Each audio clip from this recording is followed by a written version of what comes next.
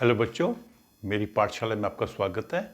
आज की इस क्लास में हम चैप्टर 8 कंपेयरिंग क्वांटिटीज़ का एक नया टॉपिक समझेंगे। वो है बाइंग एंड सेलिंग और उसके साथ में प्रॉफिट एंड लॉस।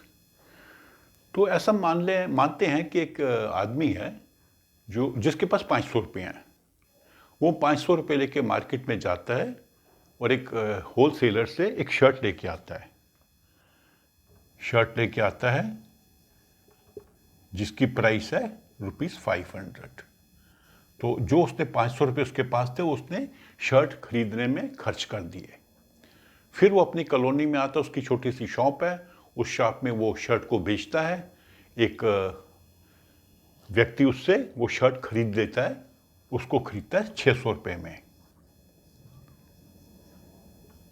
तो इसने शर्ट खरीदी थी, ये एक शॉपकीपर है, मार्केट से 500 रुपये की, और आगे इसने बेच दी 600 रुपये की। तो इसके पास पहले 500 थे, अब 600 हो गए, मतलब इसके पैसे बढ़ गए, मतलब इसको प्रॉफिट हुआ, लाभ हुआ। क्यों लाभ हुआ? 500 से इसके पैसे बढ़कर 600 हो गए। ठीक है। तो जब हम कोई चीज को खरीदते हैं तो जिस प्राइस पे हम खरीदते हैं उसको कहते हैं कॉस्ट प्राइस। शॉर्ट में इसको लिखते हैं सीपी। जिस चीज पे कोई शॉपकीपर फैक्ट्री से या किसी होलसेलर से सामान खरीदता है, या सब्जी वाला जाता है मंडी से सामान खरीदता है, तो वो जिस रेट पे खरीदेगा उसको कहेंगे कॉस्ट प्राइस। फिर वो शॉपकीपर जिस रेट पे आगे लोगों को बेचेगा, अपनी दुकान पे, या सब्जी वाला है तो अपनी रेहड़ी पे लगा के बेचता है, उसको कहते हैं सेलिंग प्राइस। सेल होता है बेचना। एसपी, इसको शॉर्ट में लिखते हैं SP, selling price. Cost price, cost होता है किस कीमत पे खरीदा, सेलिंग किस कीमत पे बेचा। तो ये शॉपकीपर ऐसा काम क्यों करता है कि उसे कुछ पैसे कमाने हैं, रोजी रोटी कमानी है। तो वो अगर उसकी सेलिंग प्राइस जो है, यहां पर है सेलिंग प्राइस 600 रुपये, वो कॉस्ट प्राइस से बड़ी है। यहां पे कॉस्ट प्राइस क्या था? 500 रुपये। सेलिंग प्राइस जो है कॉस्ट प्राइस से बड़ी है, तो उसको होगा प्रॉफिट। ये चीज समझने वाली है। प्रॉफिट कब होता है?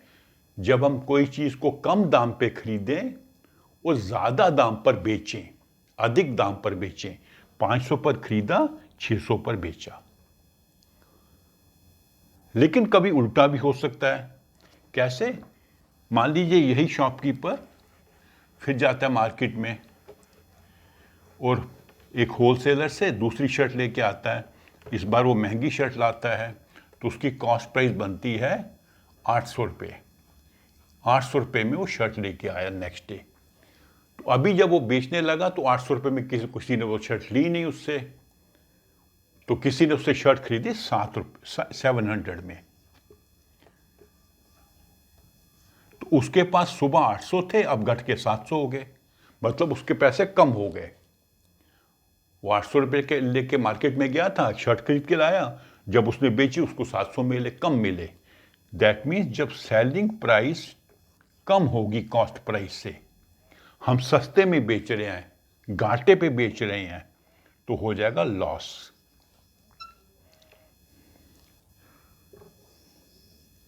तो ये चीज आपने ध्यान रखनी है कि प्रॉफिट और लॉस होता क्या है। फिर मैं एक बार समझा देता हूं।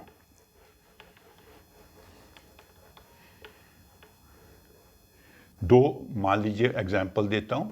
यहां पे एक आदमी ने शर्ट खरीदी 500 रुपये की और उसने वो शर्ट बेची 600 रुपये की। ये कॉस्ट प्राइस है खरीदना, ये सेलिंग प्राइस बेचना। तो सेलिंग प्राइस कॉस्ट प्राइस से बड़ी है। 600 में से 500 घटाएंगे तो 100 रुपया उसको प्रॉफिट हो गया, लाभ। दूसरे दिन उसने क्या किया था? उसने शर्ट खरीदी थी 800 रुपये की, लेकिन उसको बेचनी पड़ी 700 रुपये में। तो मतलब उसके पास पहले 800 रुपये थे, शर्ट खरीदी बेची, उसके पैसे कम हो गए, तो उसको लॉस हुआ। तो 800 माइनस 700, 100 रुपये उसको लॉस हो गया। ये कॉस्ट प्राइस, ये है कॉस्ट प्राइस, ये है सेलिंग प्राइस। यहाँ पर ये है सेलिंग प्राइस, ये है कॉस्ट प्राइस। सेलिंग प्राइस ज़्यादा होगी तो प्रॉफिट, सेलिंग प्राइस कम होगी तो लॉस। तो ऐसे क्वेश्चंस में सबसे पहले आपने ये देखना है कि वो सस्ते में बेच रहा है कि महंगे में बेच रहा है, मतलब कौन सी चीज़ बड़ी है। जब भी आपको ऐसा क्वेश्चन आएगा तो आपने ये देखना है कि सेलिंग प्राइस है और कॉस्ट प्राइस है, कौन सी बड़ी है। सेलिंग प्राइस बड़ी है तो उसको प्रॉफिट होगा, सेलिंग प्राइस कम है तो उसको लॉस होगा। तो ये चीज़ आपके दिमाग में बिल्कुल बैठ जानी चाहिए। सेलिंग प्राइस ज़्यादा है तो प्रॉफिट, सेलिंग प्राइस कम है तो लॉस। ठीक है। दूसरा चीज़, इसमें क्या क्वेश्चन आते हैं। ये अब 3 आइटम्स हैं इसमें। पहली आइटम क्या है, कॉस्ट प्राइस, किस दाम पे उसने चीज़ खरीदी। दूसरी चीज़ क्या है, सेलिंग प्राइस, किस दाम पर वो चीज़ बेची गई। तीसरी क्या है, प्रॉफिट होगा या लॉस होगा, दोनों में से एक चीज़ होगी।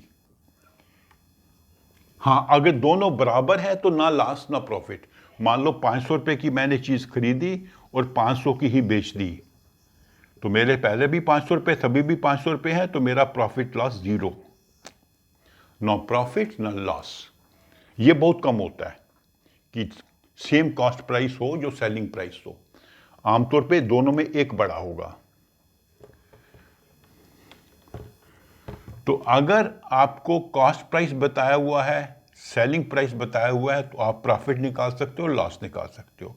प्रॉफिट कब जब होगा, जब सेलिंग प्राइस ज़्यादा होगी। लॉस कम होगा जब सेलिंग प्राइस कम होगी। एक तो ऐसे क्वेश्चन आते हैं। दूसरे क्वेश्चन में क्या होगा, आपको कॉस्ट प्राइस बताया होगा और ये बताया होगा, कॉस्ट प्राइस प्रॉफिट या कॉस्ट प्राइस लॉस, और ये वाला आपको ढूंढना होगा। तो ढूंढेंगे कैसे, सबसे पहले आपने देखना है कि प्रॉफिट हो रहा है कि लॉस हो रहा है। प्रॉफिट है तो ये बड़ा होना चाहिए, लॉस हो रहा है तो ये छोटा होगा। मान लीजिए कॉस्ट प्राइस है 100 रुपये और प्रॉफिट है 10 रुपये। सेलिंग प्राइस हमको पता करना है। तो प्रॉफिट हो रहा है तो ये कॉस्ट प्राइस सेलिंग प्राइस से कम होनी चाहिए। सेलिंग प्राइस क्या निकलेगी, दोनों को जमा कर देंगे 110, इससे ज़्यादा है। ठीक है। अगर ये लॉस वाला क्वेश्चन होता, बताया होता कि उसको नुकसान हो गया, लॉस हो गई, हानि हो गई, तो हानि कब होती, जब सेलिंग प्राइस कम होती है। तो 100 में से 10 घटा दिया, 90 रुपये। 90 रुपये 100 से कम है तो लॉस हो गया। ठीक है। या तीसरा क्वेश्चन क्या होगा,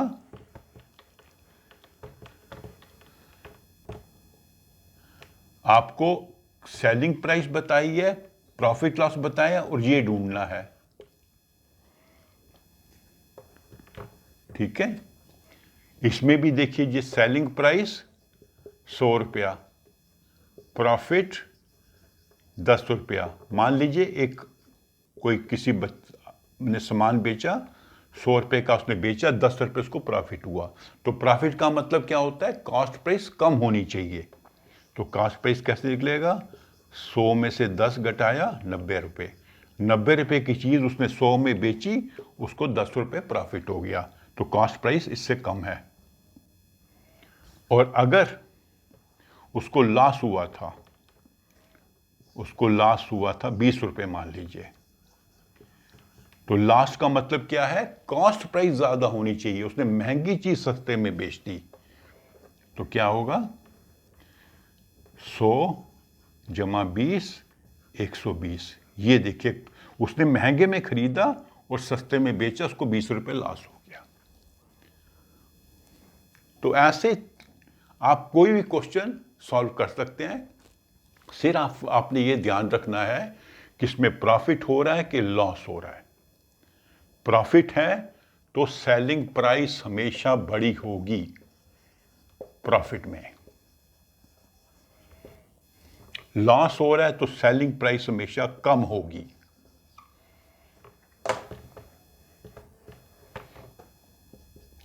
तो ये चीज अगर आप दिमाग में बिठा लेंगे तो आपका कोई क्वेश्चन भी गलत नहीं होगा। तो अगले वीडियो में हम समझेंगे कि इनका हम परसेंटेज कैसे निकालते हैं, परसेंटेज लॉस या परसेंटेज प्रॉफिट। तो अगर आपको मेरी वीडियो अच्छी लगी इसे आप लाइक करें, अपने फ्रेंड्स के साथ शेयर करें और मेरे चैनल को सब्सक्राइब भी करें। Thank you.